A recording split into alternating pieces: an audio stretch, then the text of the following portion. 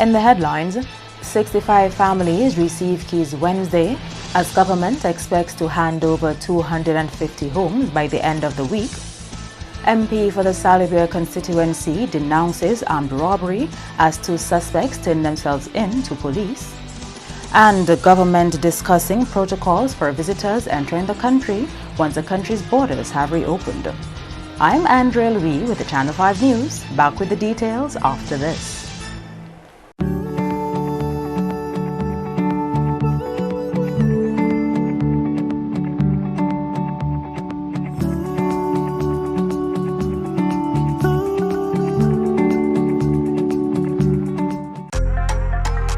Flow helps you stay connected to what matters. Simple plans and a better network mean that you can enjoy 7 days of unlimited social messaging, 3 gigabytes of reliable data to use as you like, 700 local anywhere calls and texts with the always-on prepaid plan, all for $29. Keep your number when you switch to Dominica's most reliable LTE network. Buy wherever you top up. Switch to Flow. It only gets better. Thank you for staying with us. First up, 2 men involved in armed robberies in the Kainago territory on Tuesday and were on the run have showed up at police headquarters with their attorneys. Anselm surrendered to police on Tuesday, while Alfred surrendered on Wednesday. One of the men involved in the robbery, Davidson Alfred of Grand Bay, died at the scene of the crash of the getaway vehicle. The Commonwealth of Dominica Police Force is investigating 2 armed robberies which occurred about noon on Tuesday, June 16, 2020 at Salibia. 3 male individuals traveling in a silver Honda HRV registration number TP140 robbed a shop owner and also employees of a Springfield Trade Limited delivery truck at gunpoint. One of the truck attendants was beaten and shot but survived the onslaught and was transported to the hospital in a stable condition. The robbers were confronted by the police, resulting in the shooting death of Davidson Alfred, male adult of Grand Bay, who was the driver of the vehicle. The other 2 robbers, Javid Alfred and Cecily Anselm, male adults of Dailies, escaped from the vehicle when it crashed into a utility pole. Davidson Alfred was officially pronounced dead at the scene. The police recovered 1 firearm from the vehicle. Member of Parliament for the Salibia constituency, Kozir Frederick, has released a statement denouncing the armed robbery which took place in his constituency on Tuesday.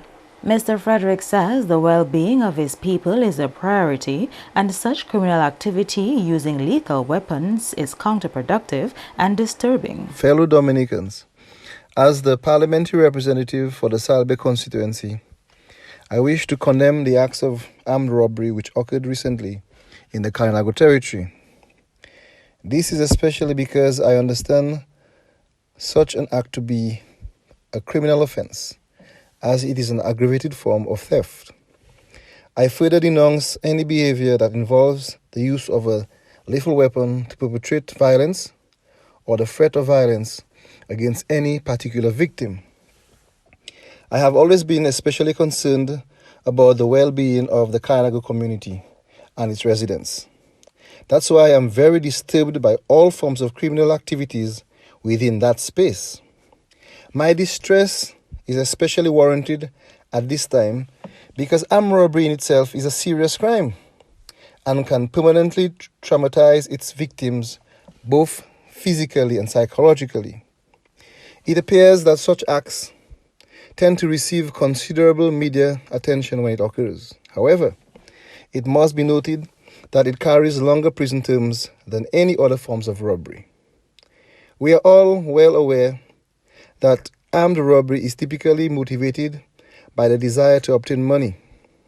But whatever the reason, the act is classified as a violent crime. As citizens, I urge everyone to participate in the processes for bringing all offenders of crimes to justice by assisting the authorities in any way necessary. As the investigation progresses, I would like to commend the Dominica Police Force and more especially the officers posted at the Salibia Police Station for their swift action. I would also like to place on record that my full support stands behind the necessary actions to be taken by the state for ensuring that the Kainago community and all other areas for that matter remain safe havens for all within our dynamic Dominica. In more top stories, 65 families from Grand 4 received keys to their new apartments during a ceremony on Wednesday afternoon. More keys will be presented to homeowners in La Plaine and Dalis on Thursday. 65 families from Saint-Sauveur who qualify will receive keys to their new homes on Friday. The Prime Minister says over 250 families will receive keys to their new homes by the end of the week. He says these homes will provide safety for these families this hurricane season. In other developments, CERT trainings to get underway soon as the 2020 hurricane season is already underway. Julian Morris explains.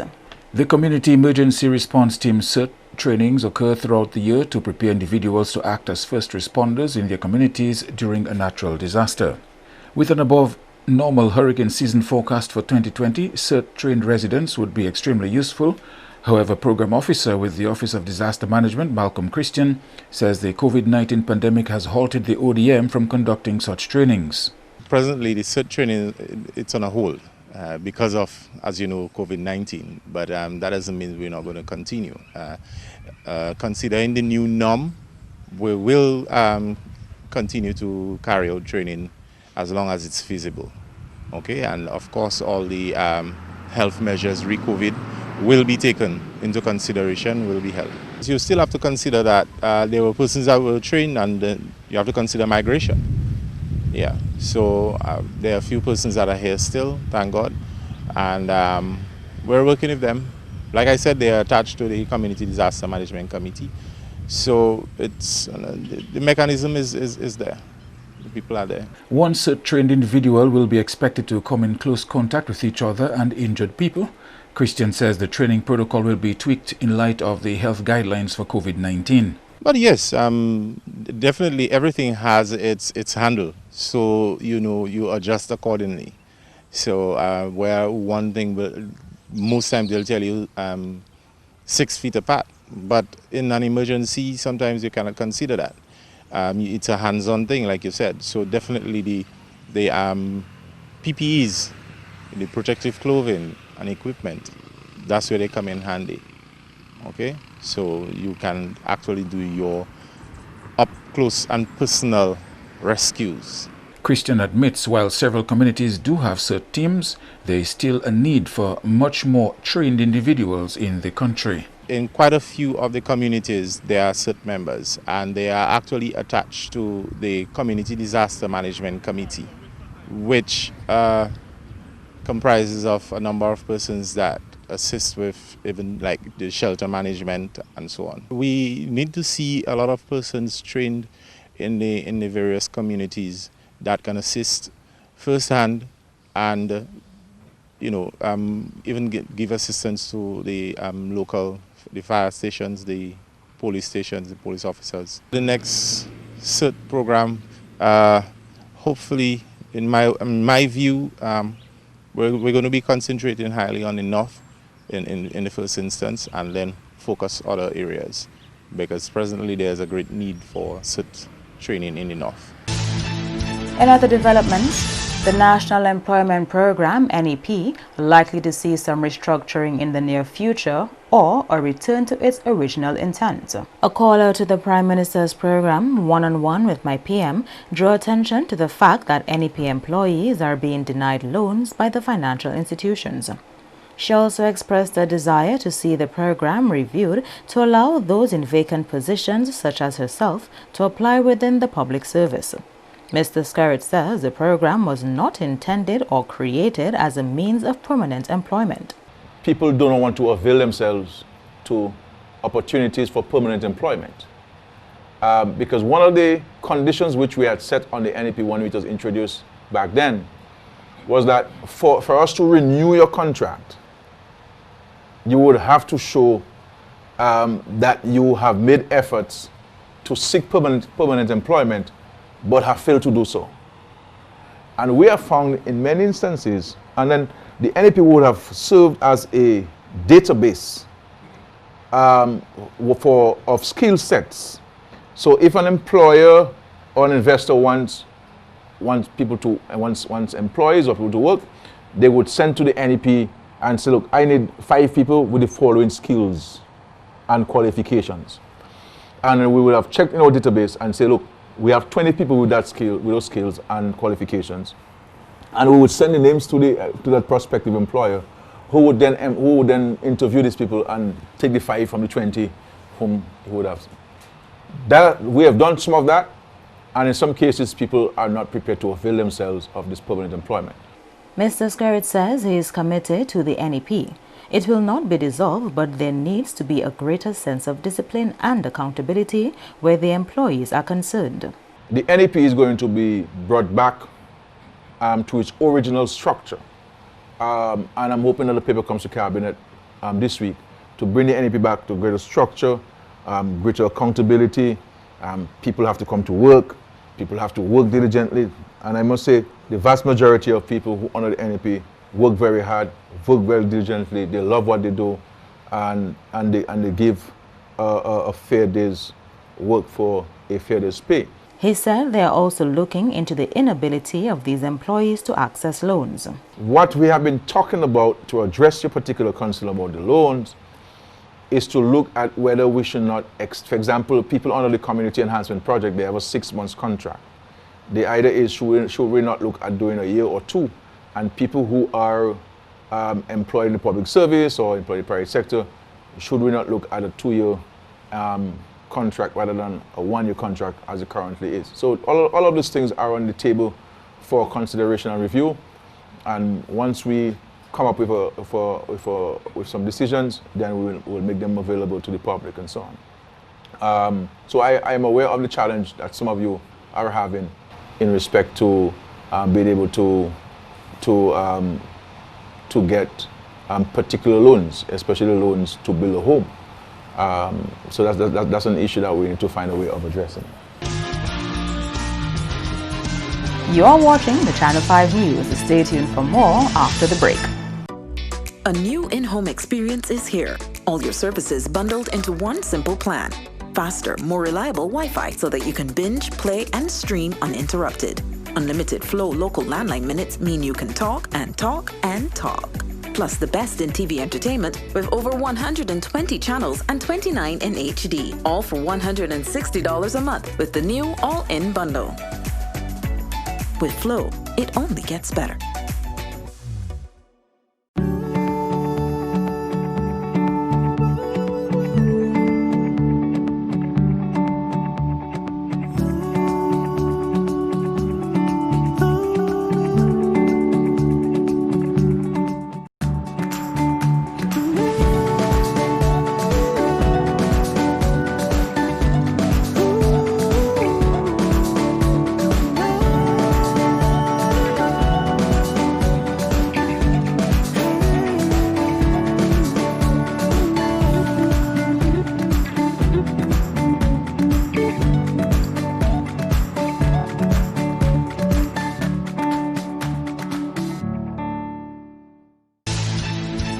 Welcome back.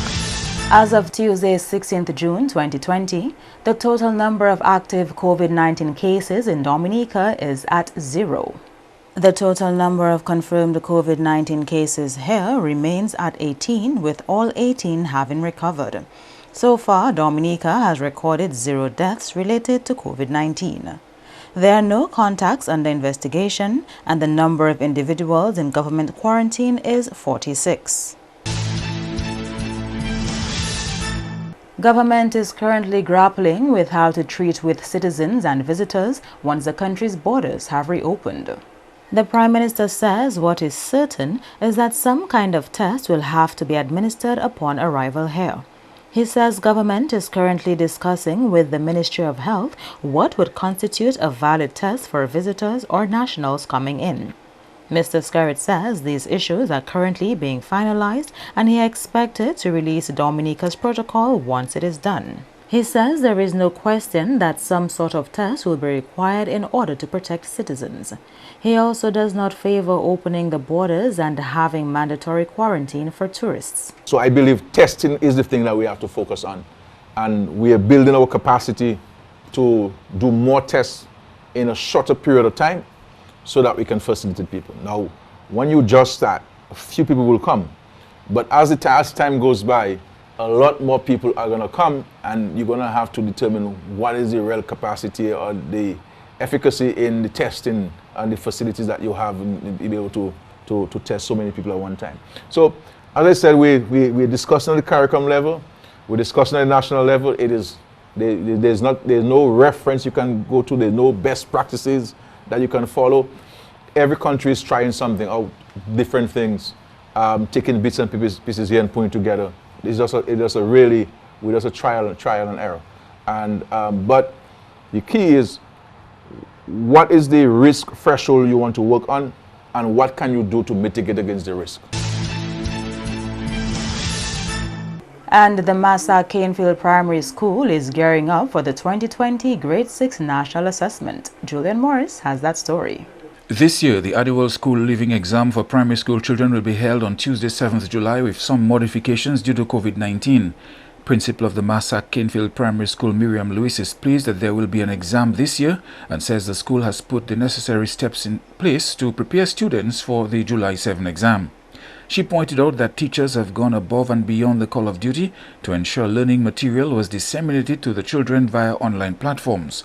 However, as not all children have access to the necessary media, in-person classes or face-to-face classes have resumed in accordance with guidelines from the Ministry of Education. Because of the grade 6 level and because of the nature, and we have so much to complete for the syllabus, because term 2 was ended prematurely.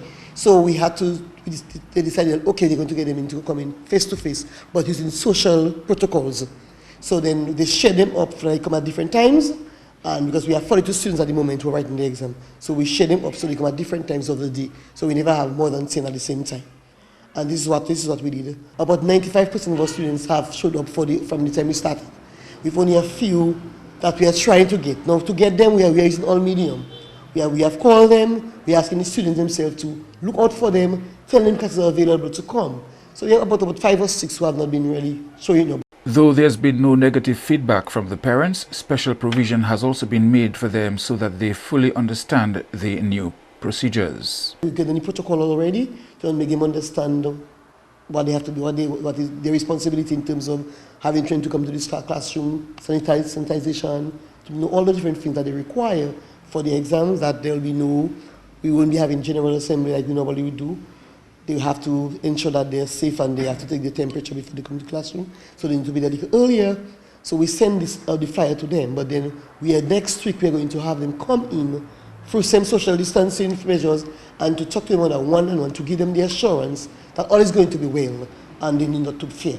Channel 5 News also spoke with some pupils preparing for the Grade 6 National Assessment, one of whom says while homeschooling was necessary, he's glad to be back in the classroom. It was not as good as being in school, but then I had to cope with it to stay focused and to be able to pass our exam. I'm very confident, and I think it is going to be a challenge. But then at the end of the day, is something to further our education.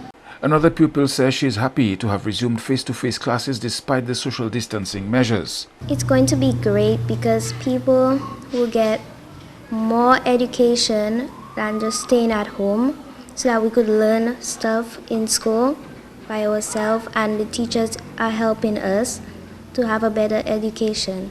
At home, it seems like we don't get to interact with our teachers and our friends, but it's still been a successful thing. It's been good. The Canefield Massa Primary School houses 14 classrooms, 5 of which will be used to house the Grade 6 pupils in groups of 9 for the Grade 6 National Assessment.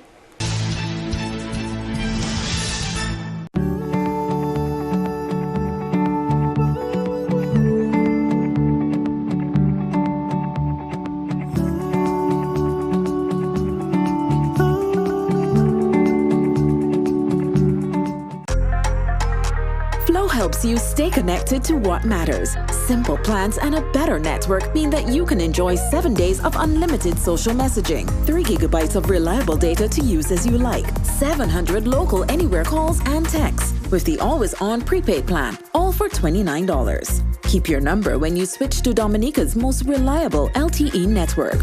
Buy wherever you top up. Switch to Flow. It only gets better. To end the news, the headlines again. 65 families receive keys Wednesday as government expects to hand over 250 new homes by the end of the week. MP for the Salibia constituency denounces armed robbery as 2 suspects turn themselves in to police. And government in discussion over protocol for visitors entering the country once the country's borders have reopened. Feel free to access our past newscasts on our YouTube channel. On behalf of the entire production team, I'm Andrea Louis, and to all of our viewers around the world, thank you so much for watching. Join us tomorrow.